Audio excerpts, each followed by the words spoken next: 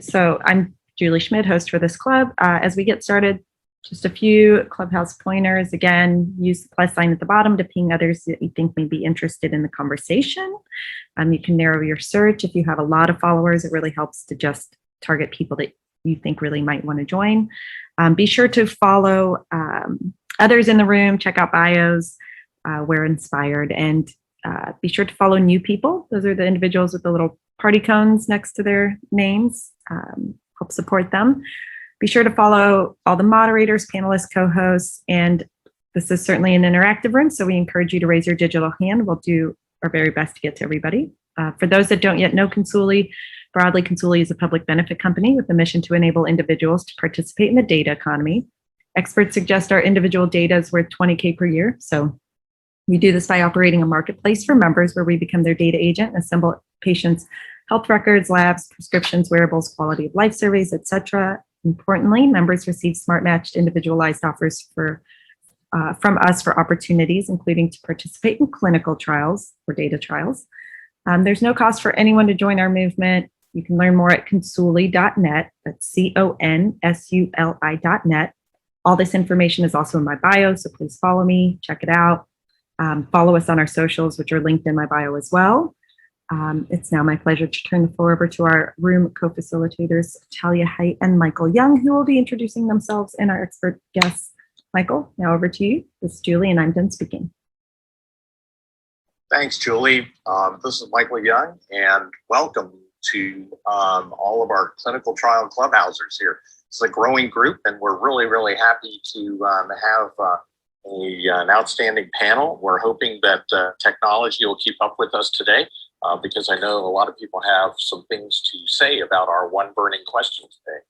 I want to make sure that you recognize that this clinical trial clubhouse does take place monthly on the first, pretty typically the first Thursday of each month. This month was a little because of the July 4th holiday, but it's really designed really to place for the broad category of clinical trialists, pharmacy industry execs, patients, people who are in the service industry around the topic of clinical trials. So we're trying to address surveyed questions that we get from canvassing a lot of our contacts around the nation. And this week's question is no exception to that. This time I know is important to all of you, so we'll try to keep this clubhouse session to a little bit over an hour. And during this time, we will be going in a process where we'll basically be asking opinions of everybody that we've got up on stage. We'll do our best to get all of those comments in here, and then take comments from the rest of the folks in the audience. So if you are interested in speaking, please raise your hand. So we're going to get started here, and Talia, I'm going to let you introduce yourself as well as the one burning question this week. Yeah, great. Thanks, Michael. Thrilled to be here again for our monthly clubhouse discussion on clinical trials. My name is Talia Height, and my background is in all things trial site operations, from ClinOps to business operations. Right now, I'm with an early stage startup in the trial space, and I really love taking this opportunity every month to bring all the trial enthusiasts to the room and talk about our one burning question. So thanks to Michael and the Consuli team for inviting me to co-moderate this discussion. I always look forward to it. So we're going to open up the discussion on this week's one burning question here soon. But before we do that, let's go ahead and say hello to some of the folks we already have on the stage with us this morning. I know we've had a little bit of technical difficulty with the mute and unmute, so hopefully this works okay. Let's start first, if we can, with Heather. Heather, could you introduce yourself, please? Sure. Thanks so much, Talia. Great to be here again and see everybody. My name's Heather Williams. I head up the project management and customer success group for a company called Trialstat. We work on the data management side of clinical trial research. And so we handle EDC data collection, including patient data collection like ePro and patient diaries. So we're always really interested in how we can make sure that what we do helps our patients be more interactive and engaged in the studies they participate in. So I'm really excited to hear about this topic today. Thank you so much. I'm done speaking. Amazing. Thanks, Heather. And Christine, can you introduce yourself, please? Sure. Christine von Reyseld here. I am founder and CEO of People with Empathy, and just recently named as one of HIMSS 50 digital innovators for the Future 50 Club. And this is a topic that is always one that is near and dear to my heart, and I am happy to talk about it. So I'm excited for this whole conversation. Thank you, Christine. So glad to have you here again this month. Amy, if you're able to come off mute, would you introduce yourself? Hey, Talia, and hey, everybody. It's Amy Sitnick. I head marketing at Greenfire. I've been at Greenfire for about 2.5 years. For those of you who aren't familiar, Greenfire is a technology company, but we specialize in payments. And so that's all things financial related to clinical trials. So reimbursements to patients, site payments for sites, clinical trial budgeting. And so, of course, this is a topic that we're really excited to weigh in on. Thank you. Definitely, Amy. Thank you. Looking forward to hearing your thoughts on this. Let's see. Michael Golden, would you mind introducing yourself? Sure. Hi, everyone. I'm Mike Golden. I lead business development for artificial intelligence-based research for hospitals here in the U.S. for a company called Savannah. But I also help Consuli here, and really excited to show patients some transparency on how much the data is worth and how it's being used. So nice to meet everyone. I'm done. Thank you so much. And David Ostro, would you mind introducing yourself, please? Yes, David Ostro. I'm trained as a psychopharmacologist. Since 2008, I've been doing most of my work in advocacy and scientific methodology for developing cannabis therapeutics against chronic pain and opioid use disorders as harm reduction approaches to the opioid epidemic. And we're launching a national network of clinician investigators to follow their patients using standardized methods across all sites and geographies. And we're also working with similar efforts in other countries, particularly England and Australia. And anybody who's interested, I'm not on Twitter or Instagram, but my Gmail address and my LinkedIn address are both in my profile. Great. Thank you so much, David. So let's go ahead and introduce our one burning question, and then we'll go ahead and kick things off. Excited to hear from the panelists and those in the room today about this. So today's one burning question is, when does the amount paid to clinical trial participants become undue influence? If $1 million lotteries work for COVID, will they work for trials? So we're going to start with our panelists, and then we'll open it up to everyone here in the room. And again, please just raise your hand if you'd like to be called onto the stage. And Julie or one of the other moderators can bring you up if you have anything to say. So let's go ahead and kick things off first. Why don't we start with Christine? Christine, do you have some initial thoughts on this? Yeah, so my initial thought first is that I think that there needs to be a discussion centered around digital rights. I think that a lottery, to get people to participate in clinical trials is an interesting idea, but I really think that giving digital rights to patients could actually help with recruiting in clinical trials a lot more than a random lottery on, a certain amount of money being given away. But that's my thought for now, and I'm going to leave it at that because I want to hear what you all have to say. And then I'll come back and let you know what else I think. And by the way, I forgot to mention that when I made my intro, I am the patient on the panel here. So that's my role. That's great. Thanks, Christine. Amy, do you have some thoughts?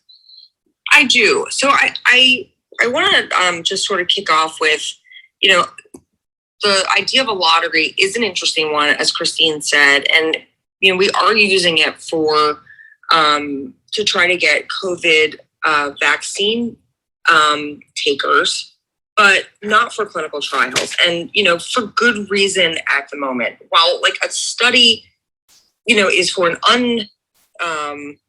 unproven medicine or drug or device, a trial, is completely different rather than something that's already been proven out to market.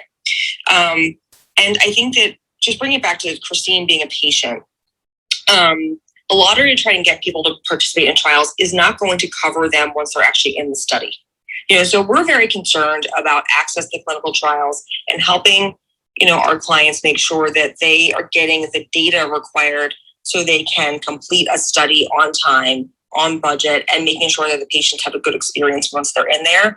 So the idea of a lottery, maybe to get people to participate, maybe is a sexy idea. But I mean, in general, people have expenses with regards to transportation to the clinic, meals once they're participating in a clinical trial and visiting, parking for a clinical study, and other things that are really impactful, like childcare, elder care, those kinds of things. So we're seeing that being more the movement, rather than maybe a one-time, random lump sum to, a lucky individual. How are you going to take care of patients once they're in the study? And we're seeing that really more as the driving trend in the industry. I love you, Amy. I love you. That's great, Amy. Thanks so much. Anybody else on the stage right now want to weigh in on that? Either anything that Amy said or additional thoughts? Well, I want to reemphasize that, yes, it is very different. These lotteries are being in an attempt to get the entire population of the United States vaccinated. So it's a very different situation than a clinical trial where you may be trying to fill a particular cell. That is difficult. And so you have to increase the incentives. But I do mostly natural history studies. So the longer that people are in those trials, the more valuable their participation is. So we have to weigh everything. And it's not just the amount of payment per session or add-on studies in particular, but it's the total burden on the patient of time and effort and staying in the study. But there's definitely a consideration of how long they've been in the study, how much data we have on them, and how important it is to continue following people to get a specific answer. And patient advisory boards are very much important in helping us determine what those payments should be. And also, can I make a note that most clinical trials, a general population will not qualify for them. So I think that's going to be an issue too if you're looking at lump sum payments in areas where we're having difficulty even finding patients to participate. So just my thought. That's a good point.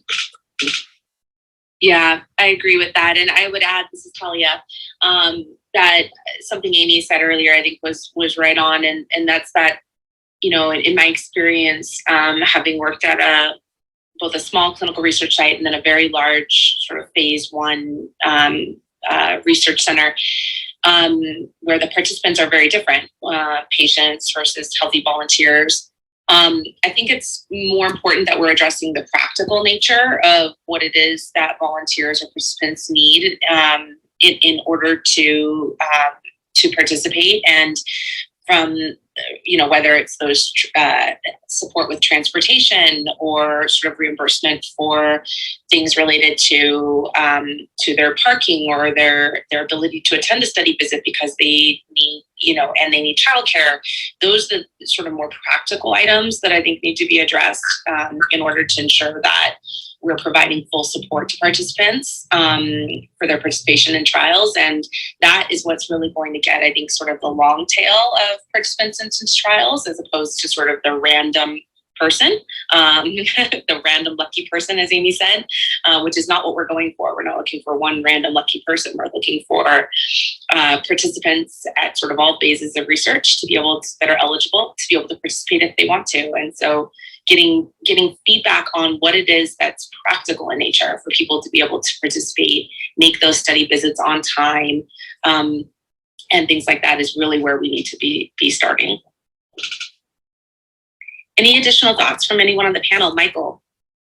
So I think this is really interesting because when we were thinking about posing this question about the $1 million lotteries, even if it was $50,000 for 20 patients in a particular trial, from the standpoint of sponsors, and if we take some of the ethical and the philosophical pieces of this away, from a practical standpoint, in terms of what gets spent on these trials, a lottery scenario certainly would make things more predictable in terms of cost. But it clearly isn't resonating with a lot of folks, even though it seems to work for, and I have to say seems to, because there's a lot of information coming forward that these lotteries in various states actually have not been successful in improving the number of individuals who are actually not enrolling, but actually signing up to get vaccinations. So just keep in mind that the other part of this question here is about payments, and when do these payments become undue influence? There is intense competition for various disease subsets out there, and we're just kind of curious about the feeling around what are legitimate payments for involvement and enrollment in a clinical trial. I also have just kind of a general question, because I have a background at working at a large academic medical center, although currently I'm working for a pharmaceutical company. But has anyone ever run into any issues in terms of inducement, or is this something that you are all thinking of to participants in studies where they're strictly and 100% funded by the sponsor? David, I think we're very open to the gamut of questions here, because yes, more traditionally it's the sponsor paying, but as you know, there are a lot of other sources of payment, and they don't necessarily have to come from direct physical involvement in a clinical trial. There are data trials, there are real world evidence types of trials that are being done. And we're wondering whether patients should be remunerated, or what needs to be happening there.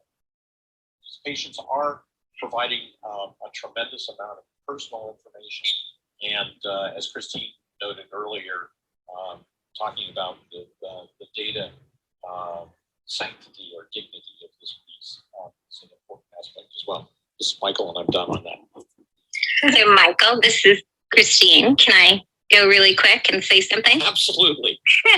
So what I wanted to say really is we're looking at this as offering payments, offering rewards. Should we be paying patients? And really what I think we need to look at is these trials would not run without these patients.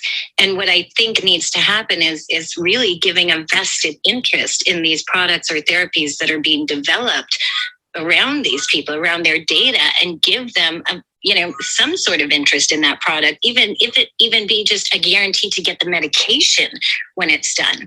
We have a lot of patients who participate in trials who, when it finally goes through and the drug doesn't go through, and it was the only thing that helped them, it's now being taken away from them. So really, we need to look at the patients who are actually participating and what's the benefit in it for them, besides just, maybe being potentially better. What else is it? Because we're all, and not including me, I'm saying we're in general, we're all profiting off of this. So where does the patient fit in? Because we are moving into a digital age. And as patients become more and more aware of what their data is worth, I guarantee people will start holding back their data from your trials and anything else if it's not directly benefiting them. So I think what we really need to sit back and look at is what is the interest of the patient here, and what can we give them besides a potential possible cure that everybody keeps talking about. It's been years and nothing has a cure. So what else is in it for a patient? I'm Christine. Yeah. Christine, that's a point, really good Selena. Yes, please. I was actually going to just call on you. Please, please weigh in here. You work in a very difficult area of patient recruitment.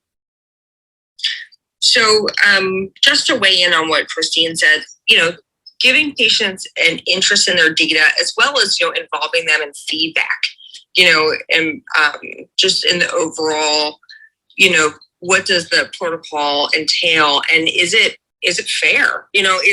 Is it something that is doable for the patient in the context of their real life is really important.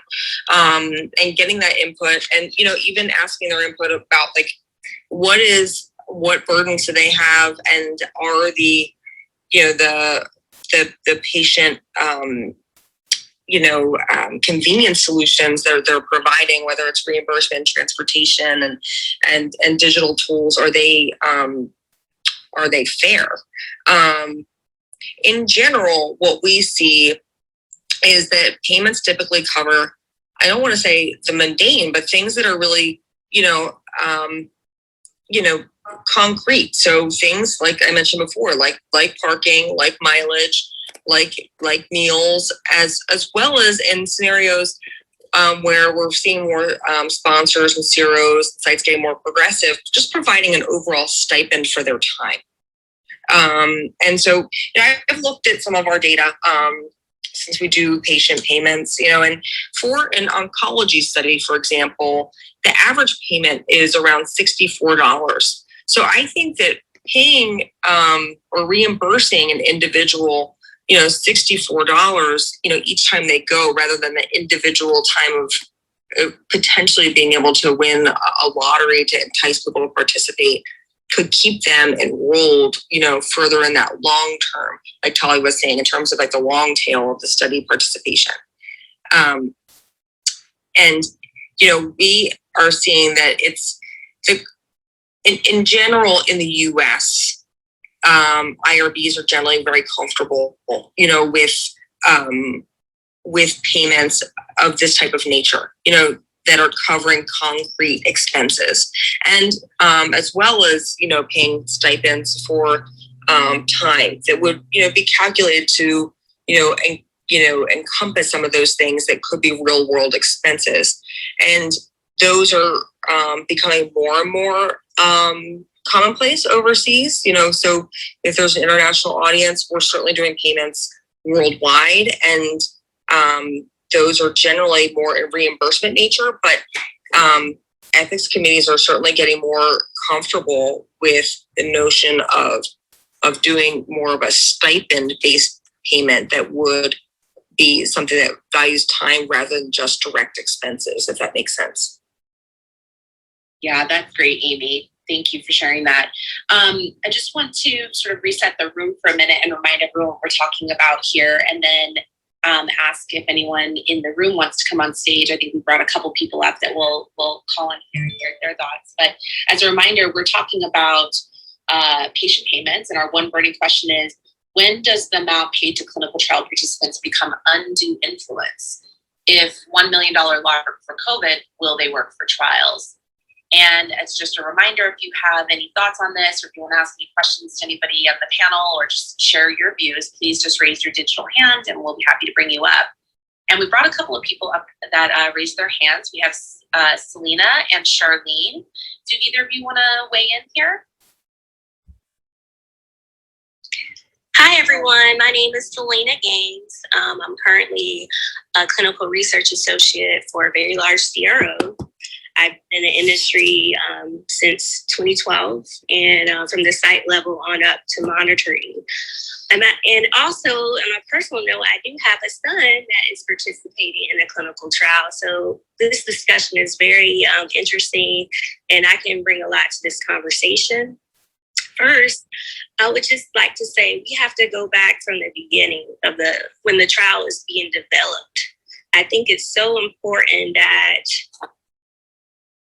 the pharmaceutical company actually brings aboard a patient advocacy group and have a patient advisory board, depending on the therapeutic area, of course. But if they can have those two components after they develop the protocol, or while they're developing the protocol concurrently, to have, that patient insight to get, enrollment numbers, for their upcoming trial, that could possibly help with recruitment and retention.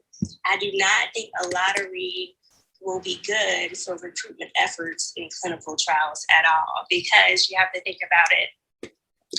Once these people, enroll into a lottery, the sites are going to have to do pre-screening, and I'm sure it's going to be a lot of people that are going to, say they're interested, but they don't qualify. So you got to think about how much time that involves from the site level. And additionally, one area that needs to be targeted is education. I think the public really needs to be educated on what clinical trials are. I think a lot of people are more interested since the pandemic of what clinical trials entail, but I think it should be a better effort. And also, having more sites with the diversity of the principal investigators that are selected to conduct the clinical trials is highly important. I know diversity is such a big thing with a lot of these pharmaceutical companies because we want diverse data, right? In these various therapeutic areas, because drugs work differently and different ethnic backgrounds. So that's another point I wanted to bring up.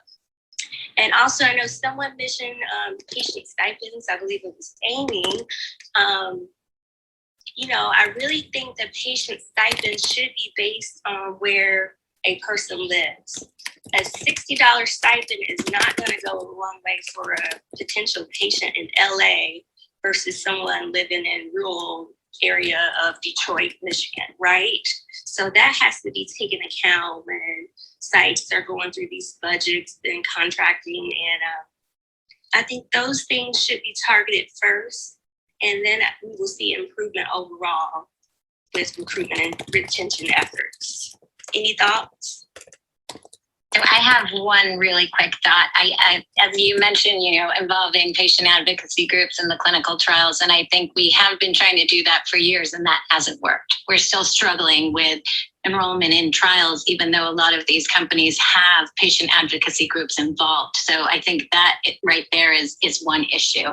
And what I think we need to look at is, who do patients trust? And if you're looking at money and monetizing things and really just, any type of money, we really need to look at everybody's part in this. And if you're looking at patients, most of the patients who are involved in clinical trials, I participate in several of them. I'm in one now, but they're usually of poor, financial means. I live on Social Security disability, and you have to consider just where these people are in their lives and what they can contribute. I think with decentralized trials coming up, things are going to change, right? I think you will be able to start employing physicians in regular rural areas to help with clinical trials. And I think things are really going to change. But what we need to look at again is the involvement of that in that patient. What are they getting from this trial? Because if this drug doesn't pass through, this whole population is left with nothing. So what is happening? So what do they get? If everyone else can profit, but we're not getting a cure.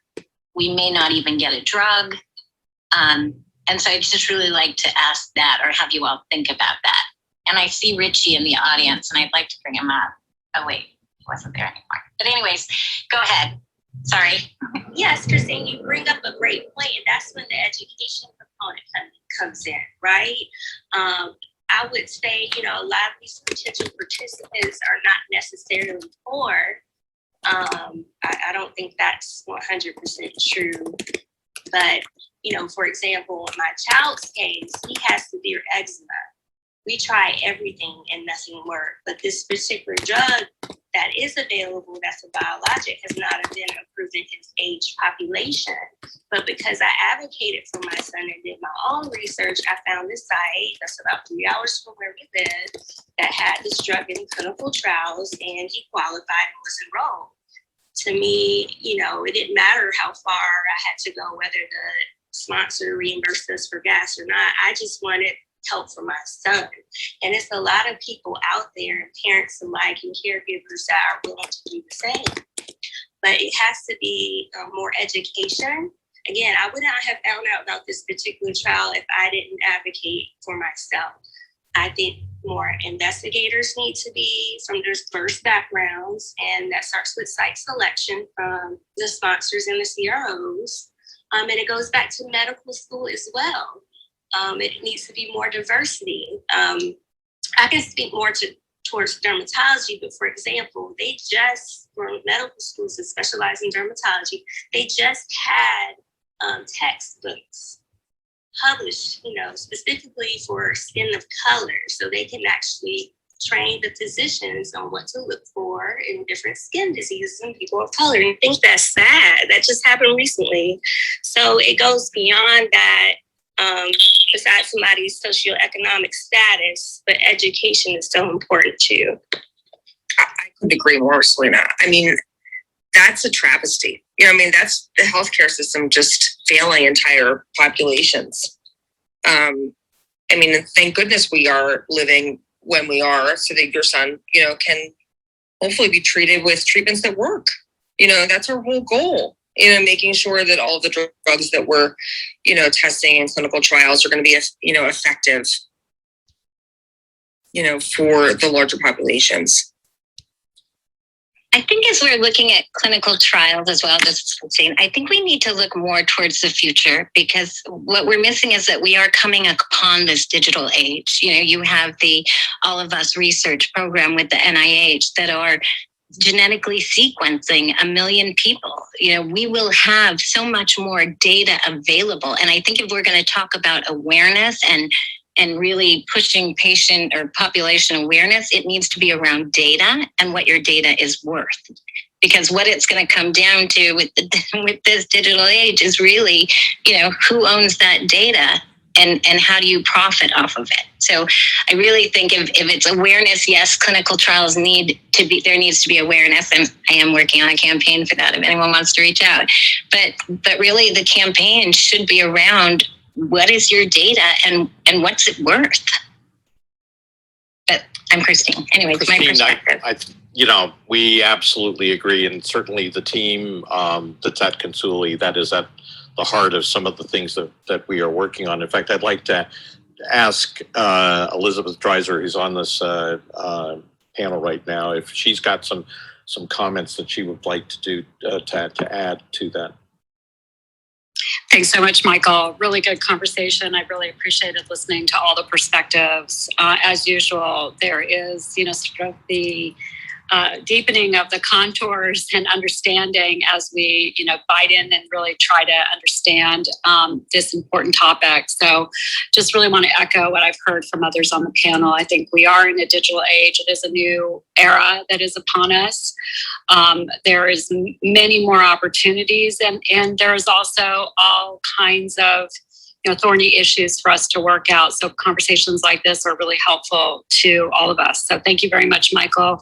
And just want to extend my sincere thanks to the panelists and the participants. Really interesting conversation. Thanks, Elizabeth. Heather, you were blinking there. I was thinking you had some commentary on Christine's comments. Sure. Thanks, Michael. Yeah, there was a few taps just in agreement, but I was also thinking, about what Selena was saying about, as a parent, she's obviously made some decisions to go out and do this research for herself, and the factoring in of caregivers and partners. And when you talk about undue influence, I feel like, often a patient it's not about the money. It's about how do I find a solution for myself? If it is a financial burden, how do we make them whole? I think it's less about, am I in a lottery, and more about, can I just get out the door and get where I need to go? But when we think about patient payments and putting that out into the space, I think we need to not just think about that patient, but think about the ecosystem that they're in, and depending on the severity or the issues that they might have, a caregiver or someone else involved in their ecosystem who might be helping with these decisions also needs to factor into that question of influence. And what we wouldn't want to do is putting pressure on those patients from their community to participate for a variety of reasons, because there are financial hardships within that environment that they're in. So I was just thinking about it. There's sort of a bigger picture there than just the patient when it comes to payments. And Heather, I'm done speaking. Thank you, Heather.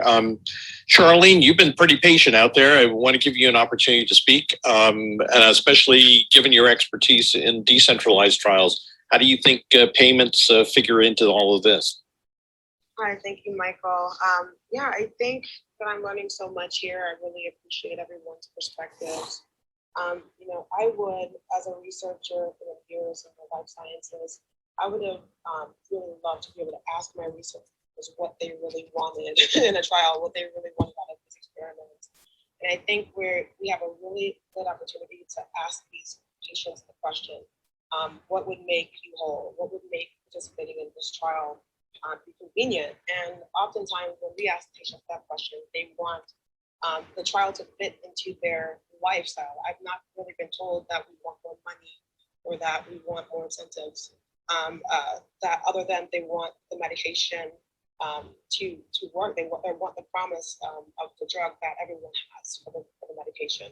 So, on Amy's point, I do think that, there are, tons of logistical burdens that make it difficult to participate in these studies beyond just the cost. And when you think about caregivers travel, when you think about childcare and all the other expenses that kind of get missed, is it inappropriate to try to cover these costs? That's a big question. I don't think so. I think that the patients are the most important part of the trial, and making them as informed and as whole to create to carry on through the trial, and to be able to participate long term, so they're not because of lifestyle issues or because of logistical burdens to have to drop out of these trials, and then we lose the data, we lose the hope as well. We really want these studies to have as complete data as possible. So I would ask them, what would make you long term want to stay in the study? So, despite the side effects, despite everything you're experiencing through the study, what would that be? And if cost is the issue, then I don't know that there's a number big enough that I would think would be bribery. Because at that point, it's kind of like what Selena said. Everybody has a different lifestyle, and everyone has different needs at home. And making that equal for them, so they can continue to participate, just makes the most sense.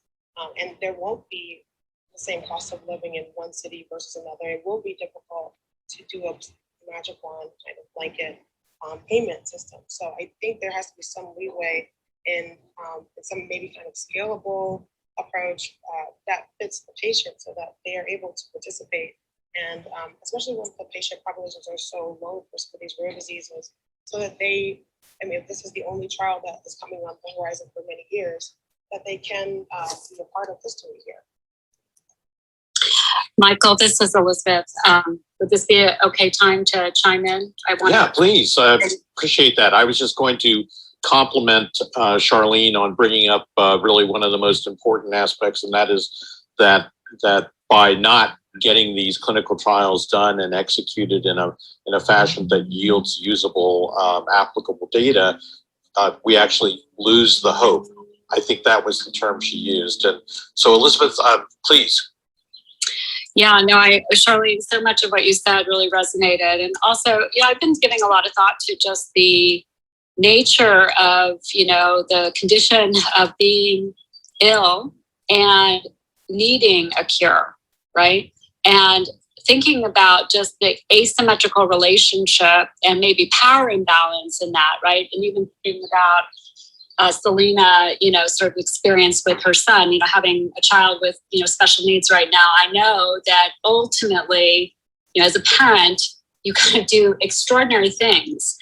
That said, we know that there's incredible value, and I want to just echo what Christine was saying earlier, which is that there's a big fundamental question. Like, to date, we've relied on the, sort of the exigent circumstance of being ill, either yourself or for your child, to engage and, and sort of take the journey of hope, if you will. While there are other actors in the ecosystem who are definitely profiting and benefiting. What is the right equity equation?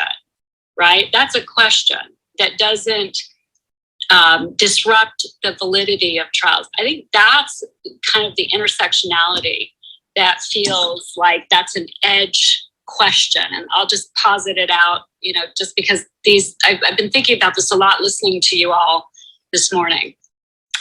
So Elizabeth, I'd love to comment on that and all of it in general. And the reason I fight so much for the data and the digital rights is because I myself am on Social Security disability. I live in the Silicon Valley Bay Area. I grew up here. I didn't have a choice on the prices going up, right? But at the same time, I'm being made to live on less than $1,600 a month because of my Medicare, because I am a Medicare patient and I depend solely on Medicare. If I were to take a job, I could bankrupt a company, which really wouldn't be fair.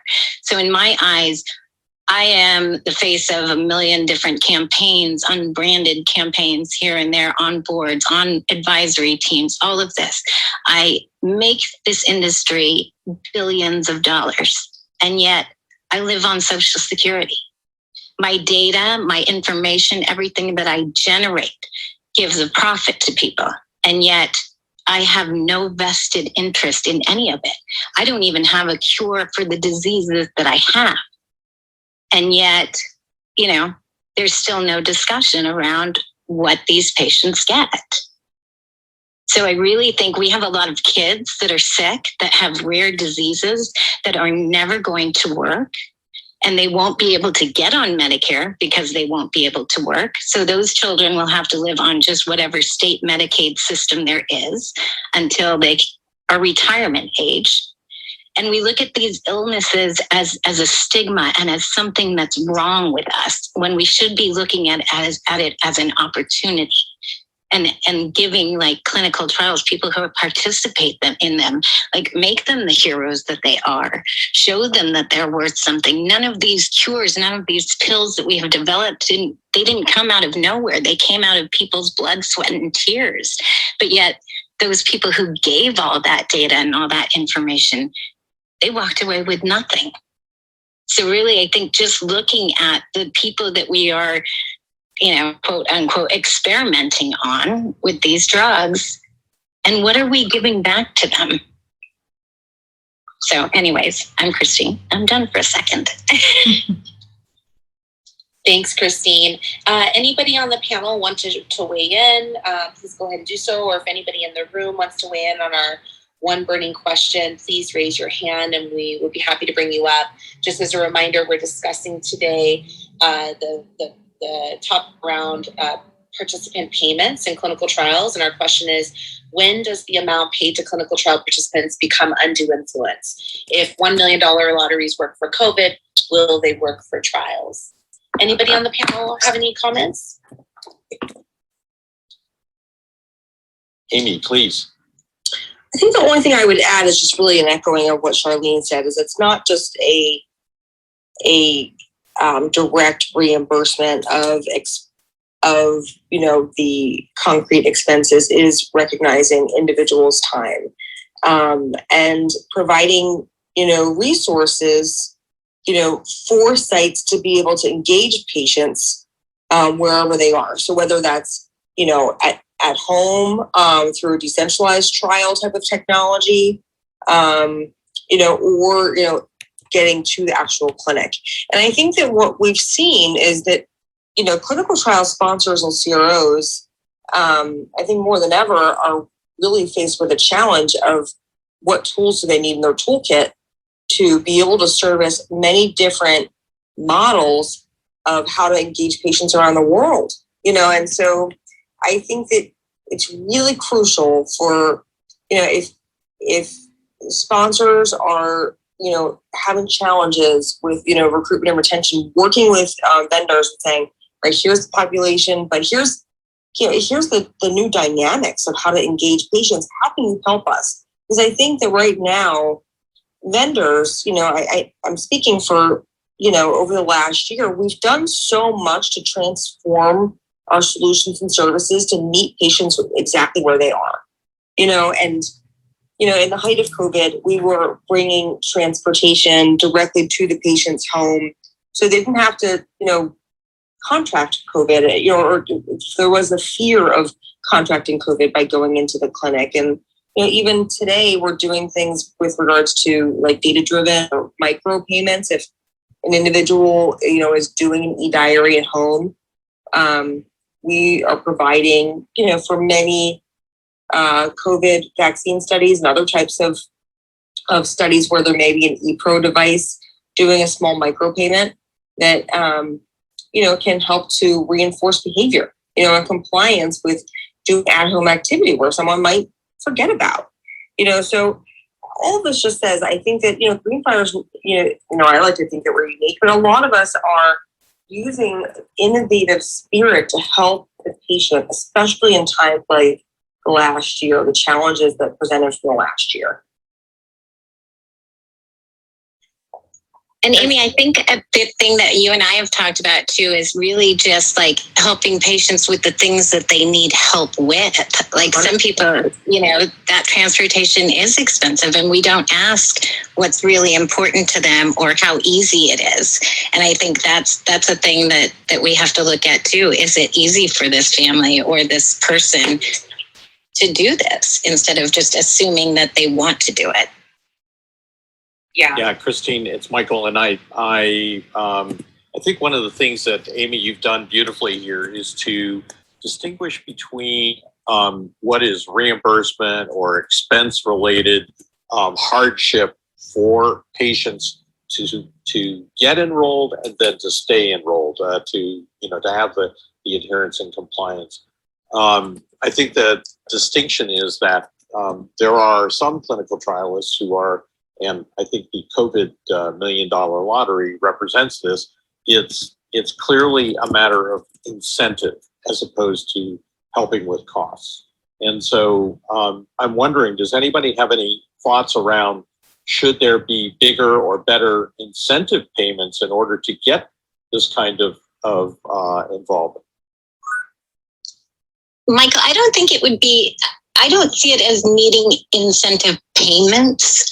I would see just switching incentives to being something that people could, benefit from. It doesn't necessarily have to be payments. It could be groceries that somebody gives them. It could be, we run trials that, if they have to follow a certain diet, maybe buying the food for them in that, that they have to adhere to, or offering help with some of the things that are there. So I don't think necessarily that it has to be a monetary benefit for a person. I think just something that makes their life easier is something that anybody is more apt to, especially when you're dealing with an illness. It's not about the money. It's about my quality of life. Yeah, Christine, dead on, and I really appreciate the fact that you've put that up on the table, because I think that that's really what's at issue here, especially as we go towards more personalized or precision medicine.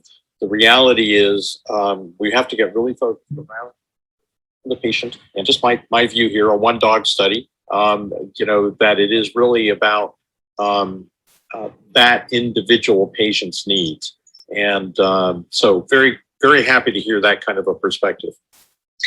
And I wanted to weigh in. This is Talia. I've been thinking a lot about the remarks and thoughts from everybody here today in the room, and the ideas that everyone has shared, or thoughts on this. And Elizabeth said something earlier that I definitely resonate with and agree with based on my own experience at a site level, working at a site level. So in my experience, I've worked on as a research coordinator and a research site manager at a late stage clinical research site that specialized in allergy and asthma research. And then I also worked at a very large phase 1 unit.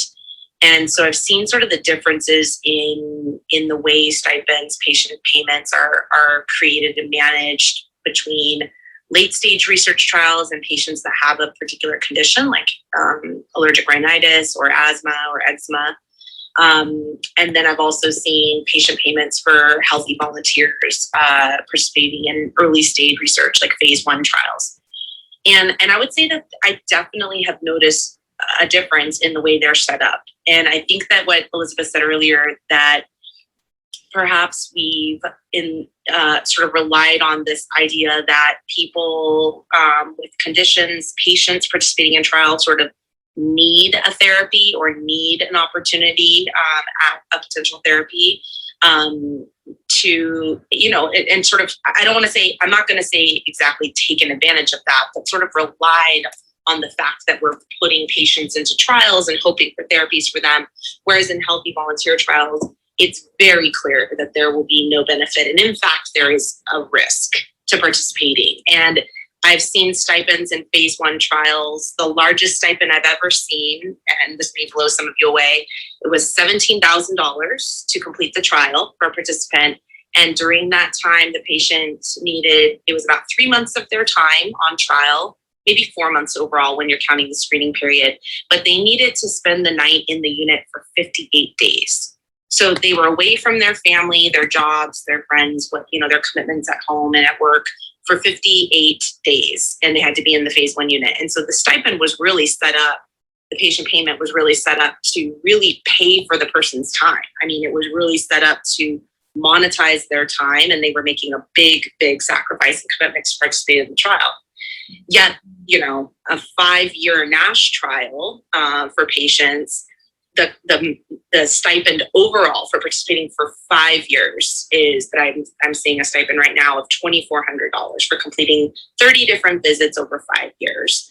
And it's just, the major difference between, and I'm not saying it's because of the patient population, but just the you can't sort of avoid the fact that the populations, as they're different, and the sort of the benefits and risks to participating, while they're all the same across trial participants, maybe are viewed very differently for healthy volunteer participants than patients who, quote, sort of rely on the therapy or rely on the hope of a potential therapy. And I think that is a very, sort of a interesting, interesting thing, and something we need to be observing that's out there. But I think really what it comes down to is is $17,000 too much money for somebody to participate in 4 months on trial and 59 days in the unit? Or is that just the required sort of payment for a person's time and participation in a trial? And,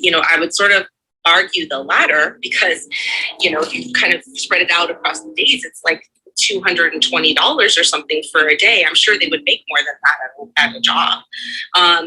But there's just, I think the trial participation, there's just this sort of stigma around, and understandably, around providing or promoting an undue influence, and just us needing to balance that with really, what does it take to be able to put a patient into a trial in order to do a necessary trial to advance a necessary, therapy or device or whatever it may be, and making sure that we're fitting into a patient's life. And if the demands of a trial protocol are such, I think Selena said this earlier, we have to look at protocol development and all of that. I completely agree with that. And that's something that needs to be taken into consideration. But if it's determined that 59 days inside of a phase 1 unit over the course of 4 months, in order to ensure 59 nights away and days away is what's needed to ensure that a drug is safe and we can get the necessary data, it's important to make sure that patients and participants alike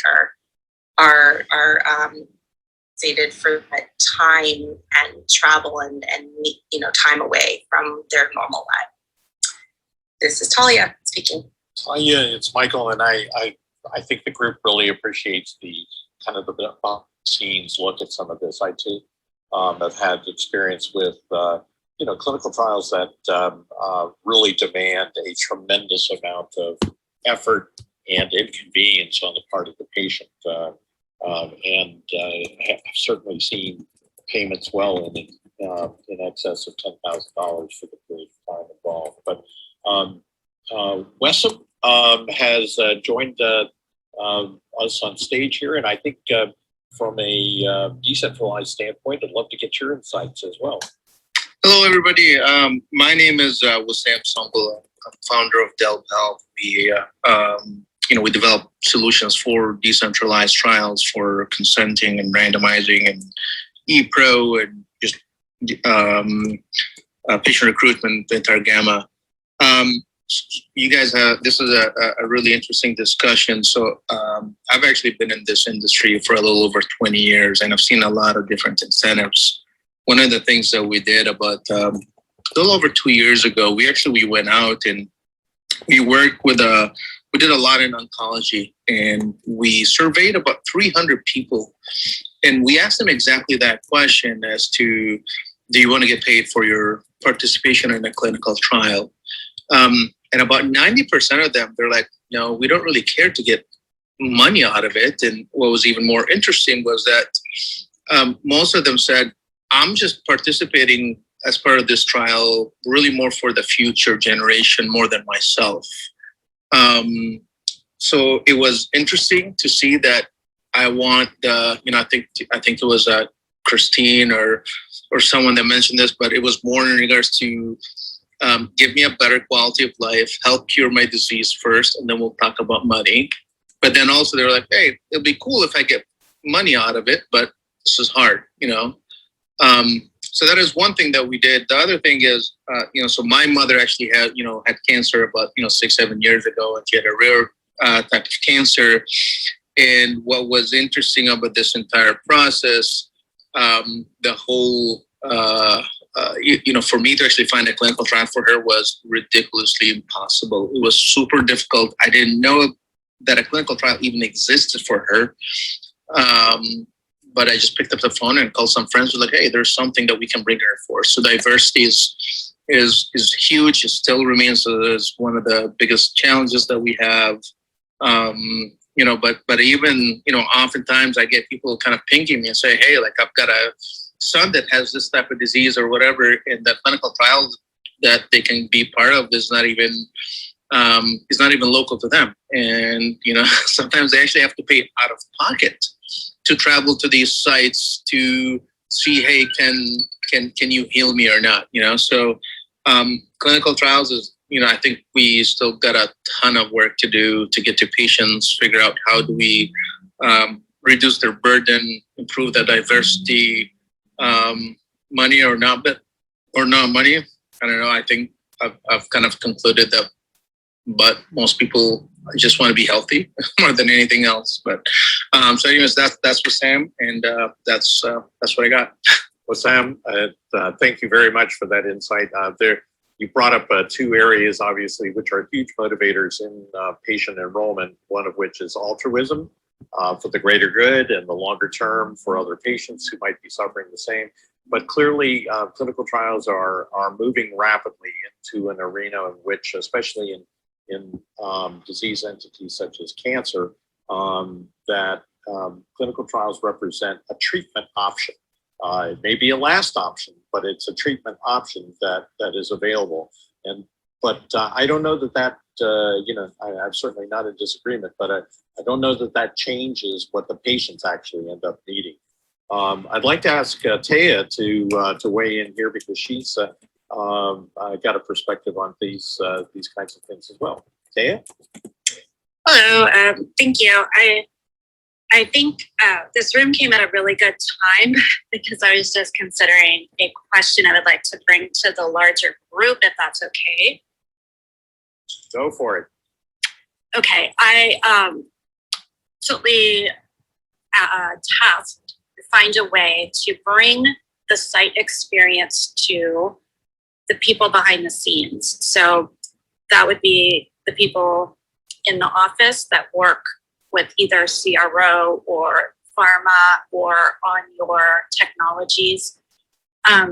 There's a gap between what they do and then what the sites are doing, and they don't necessarily always get to see their good work in real time. Or, if they've worked very hard to create a platform, they don't get to see how the site is using that platform. So are there any ideas for how I can tackle this and kind of give a day in the life of a site to those people that work so hard behind the scenes? Thank you. Well, Taya, I would say to you that while it's not the purview of today's one burning question, we are going to be asking for future topics here. And what I would say to you is that members within the, certainly within the Clinical Trials Clubhouse have a lot of experience in that. In fact, you've got several people who are on this panel right now who work inside larger CROs or within sites, et cetera. And I'm sure that, they'd be happy to get in touch with you offline here. But maybe we can hold, because we only have a limited amount of time, maybe we can hold the discussion around this till we've kind of exhausted what we're talking about right now. So thank you. That sounds good.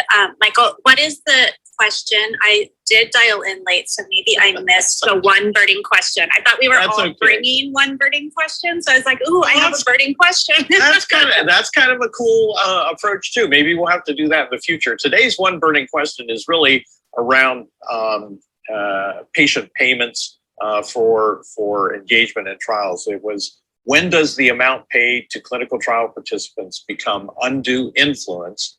And we posited a second piece to this was, if $1 million lotteries work for COVID, will they work for trials? And I think the group has virtual consensus around the fact that they don't like that approach. And what we've been talking about is really the place of money or reimbursement or incentive payments in trials. And I think there's a mixed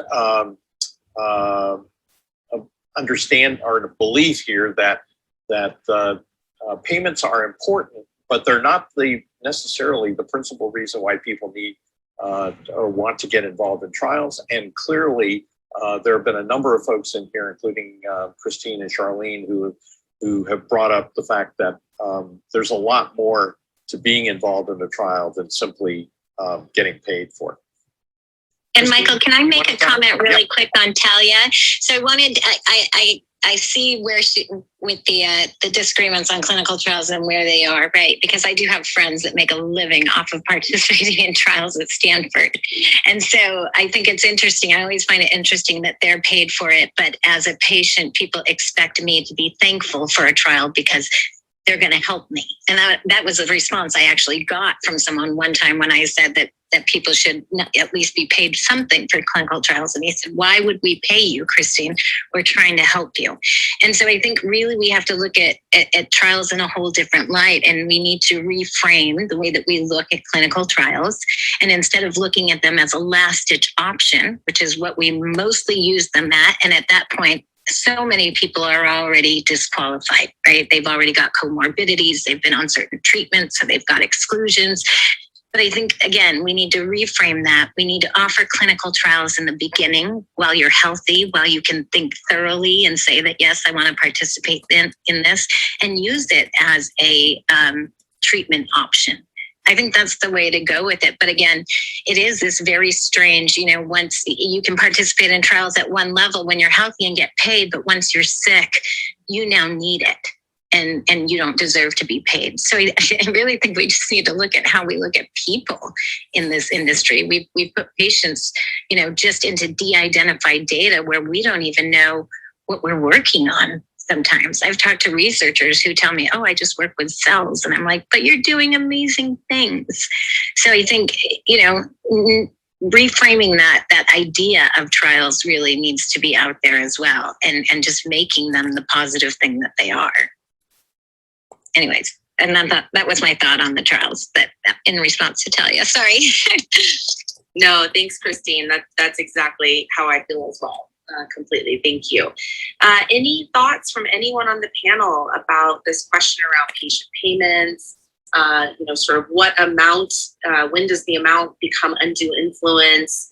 Structuring patient payments or participant payments in a way that's, conducive to our clinical trials process, which is critical, but, maybe not undue influence, and thinking about patients sort of as at the forefront here. Any thoughts from anyone in the room? Please raise your digital hand, or for those on the panel, please come off mute. Taya, did you have something to add? Yeah, I would add to what Christine was speaking of earlier. I've seen even some trials that will charge insurance and ask for payment from the patient. So it is a wide range of,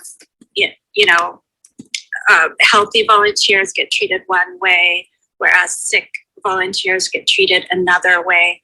And I can see the ethical considerations in that, we don't want to influence their decisions once they are sick, or at a certain point, you don't want to have that money being the influencing factor for if they want to participate.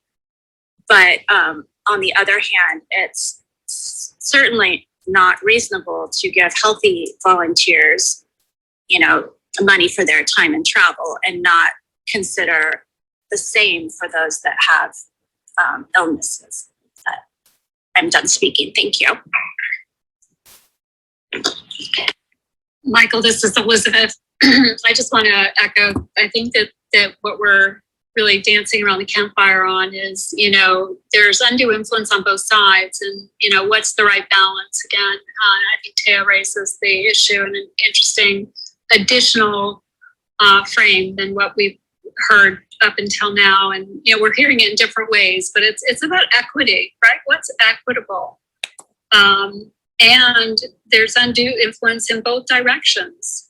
So what's the right balance? And there's lots of pieces that could be balanced that we're hearing. We're also, yes, altruism might be great, but thinking about, what's a fair, equitable, even if it goes into a pool to support a cohort of patients, maybe not directly beneficial, but, ways to strike that equity balance. So just really want to thank the additional points here. Great, thank you very much, Elizabeth. Sorry, Michael. I was going to say, I think that equity balance really is going to be through the data. And I know you guys see that as the future, but I find that most of industry doesn't see that. So I don't know. I'd like to get all of your guys' thoughts on that, because if the data is that valuable, right? People are starting to learn that Facebook and all of this data is worth something. They're starting to learn that now your medical records are worth something. So when that comes out, how does that change the whole clinical trial process if you have people withholding data because they know it's valuable? Christine, you bring up such a good point about data and the value of it. I think, I've been wanting to hold a room, and Michael, maybe you would be interested in this, about the COVID vaccination that occurred in Israel. There was an exchange of data information for Israel to be given priority for the vaccination for COVID. They are using, Pfizer's using that information to map,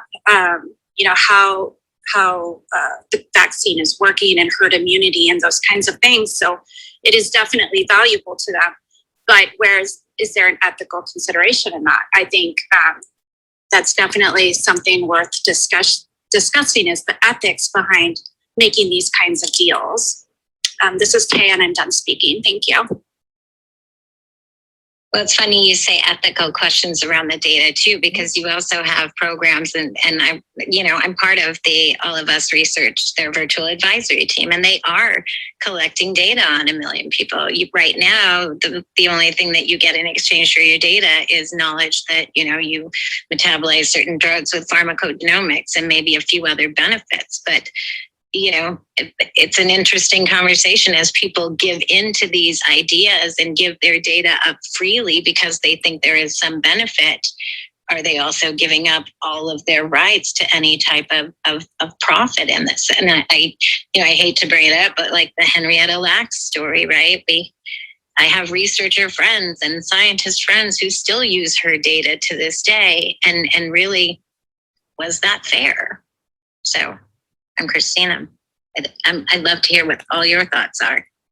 Christine and Taya, the topic that you brought up is really, really germane. And it's, even though we were initially for this particular clubhouse room, we were looking at, existing payment structure, et cetera. But what you're bringing up is clearly unknown to a lot of certainly the patient world, And these are topics that definitely need to be discussed. I mean, Christine, if you're in the All of Us program, I mean, I think you may be aware that it's a 10-year program, and they're looking for 1 million participants, and the payment for 10 years worth of data input is $10.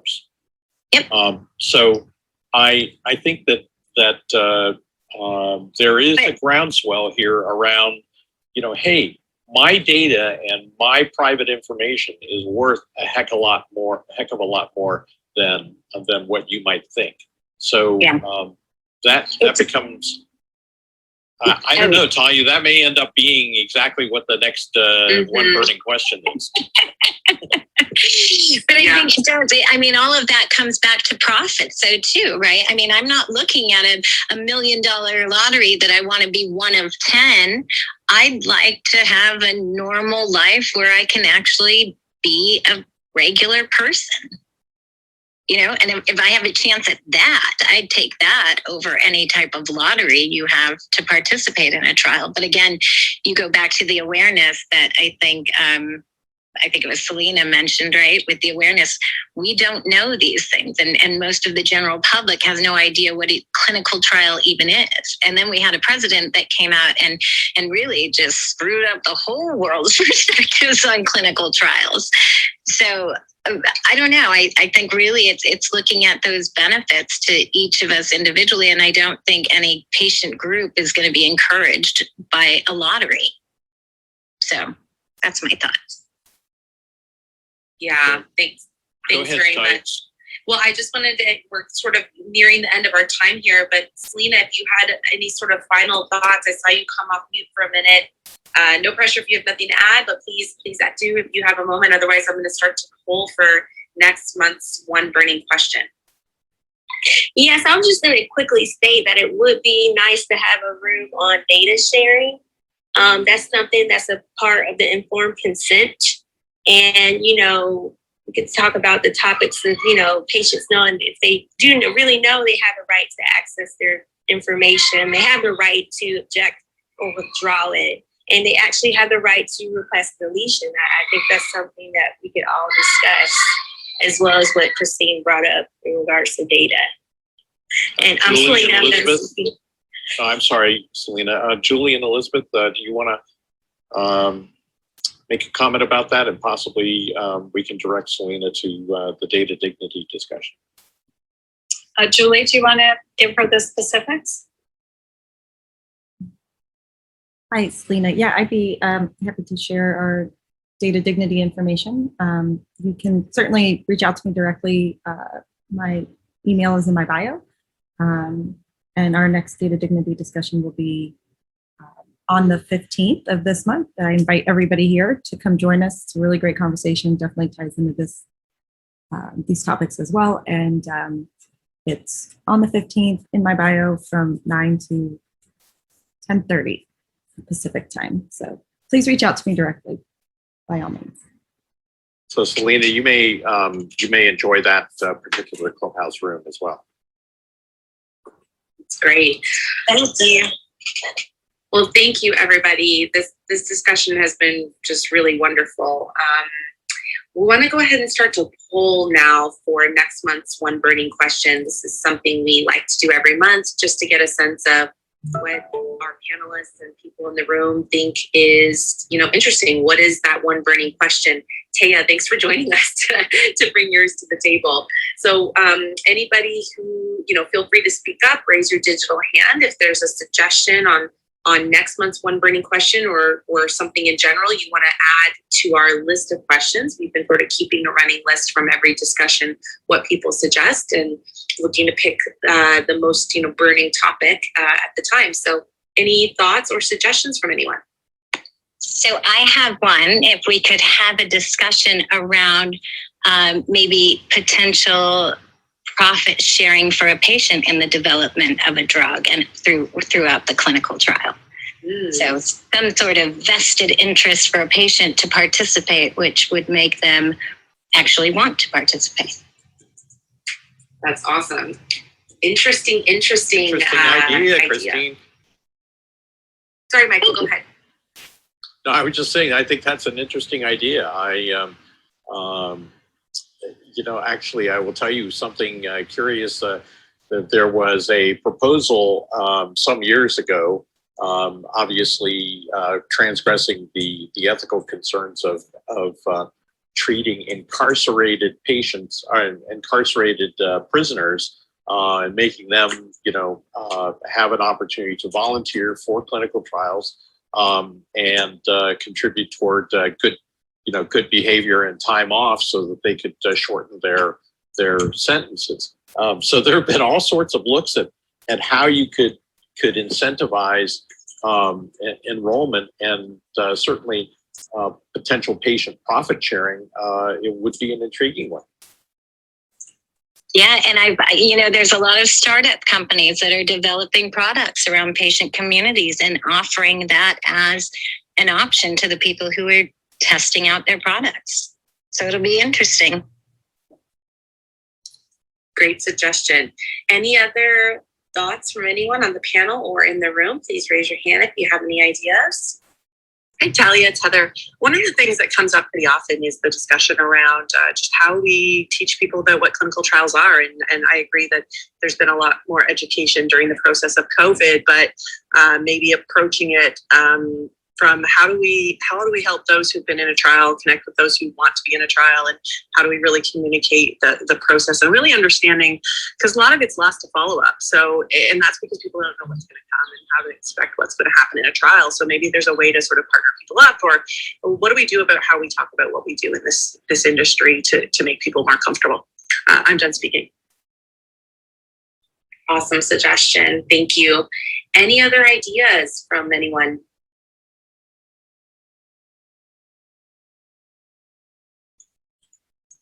Does that mean my topic wins? No. Thanks, Christine. Yeah, no, we've got some good suggestions here. I think what we'll do is we'll sort of take it back and figure out what next month's topic is. And Michael, remind us again, Michael or Julie, what date our next Clubhouse is scheduled for? Hi, this is Julie speaking. Yes, Talia. Our next clinical trials Clubhouse, one burning question, will be August 5th from 10:30 to noon Pacific time. So again, that's on August 5th at 10:30. So we're doing it the first Thursday of every month. Amazing. Thank you. All right, Michael. Taya, did you have something you wanted to add? Yeah, I wanted to ask, so this room occurs once a month, and is Clinical Trials Clubhouse a club, or it's just what is it associated with the club, I guess? Yeah, so hi, Taya, this is Julie speaking. Our club is called Consuli Conversations. I think we had some technical difficulties, but it's usually at the top of the room. So if you check out my bio, you'll see Consuli Conversations. It's white with a little blue logo at the bottom of my clubs. And there you'll see all our upcoming clubs, all our upcoming rooms, which include clinical trials every first Thursday of every month, Data Dignity, which is the second Friday of every month, and Long COVID Patients Meet Researchers is the third Wednesday of every month. Perfect. Thank you so much. I am upset that I missed the beginning of this conversation. It's so interesting. Thank you. Now, Taya, don't be upset. Just come back and visit with us, and feel free to interact with the group here. I love the idea of the question that you posed.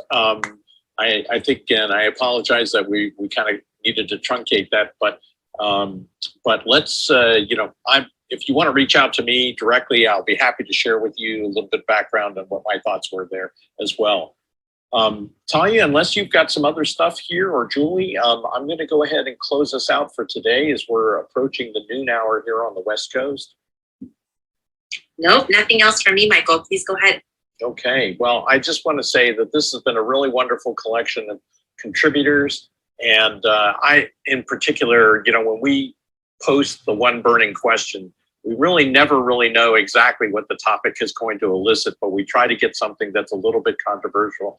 And today it seems to have worked quite well. We hope that you'll spread the word about the Clinical Trials Clubhouse, and we try to get something that isn't the same topic that everybody else is covering. So please contribute and join us next month. We're definitely finding this Clubhouse experience to be really energizing, and we hope that you do too. So in addition to following us on Clubhouse, you can find our LinkedIn direct message in our profiles, or you can drop us a LinkedIn message to any of us here. And, please share your comments and suggested topics. And importantly, look forward to welcoming you back next month. My gratitude to my co-host and co-moderators here. Talia did an outstanding job, and Heather, thanks again for being here.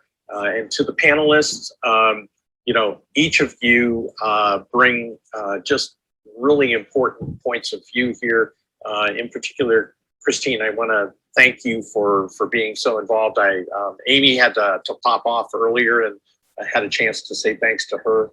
We have some great people who couldn't make it this week, but we'll be back next month, and we will look forward to getting all together here. So now back to Julie, who is our host, and I also want to extend my deep thanks to her for helping coordinate, put this program together.